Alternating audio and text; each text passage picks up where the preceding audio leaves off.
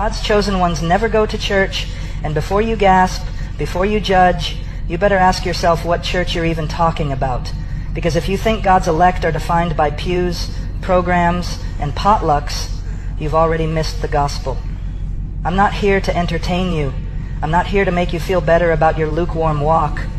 I'm here to tell you the truth. Some of you are more faithful to your Sunday schedule than you are to Christ.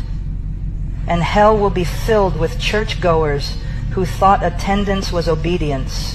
Do you honestly believe that going to church once or twice a week somehow makes you right with God? Do you really think the Almighty looks down from his throne and is impressed that you put on a suit, walked into a building, and sang 3 songs before checking your phone during the sermon? Let me tell you something that will shatter every shallow assumption you've been clinging to. God is not fooled by your routine. God is not mocked by your ritual. And God is not glorified by your attendance. He demands your obedience. We are living in an age of religious deception where millions have been inoculated against the true gospel by watered-down sermons, emotional music, and the lie that going to church equals knowing Christ. You sit in a pew. You nod at the sermon. You close your eyes during the prayer. But you leave unchanged. Why? Because your heart is still dead in sin. You're not a follower of Jesus. You're a fan of religious culture.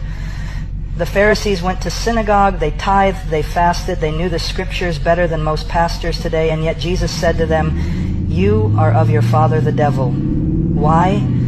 Because their hearts were unrepentant. They loved the appearance of holiness, not the reality of it. They clung to the structure but rejected the Spirit. They worshiped God with their lips, but their hearts were far from Him. Sound familiar? It is a terrifying truth that many of you have more confidence in your weekly attendance than in the finished work of Christ. You think that showing up on Sunday makes up for the rest of the week you spend in compromise.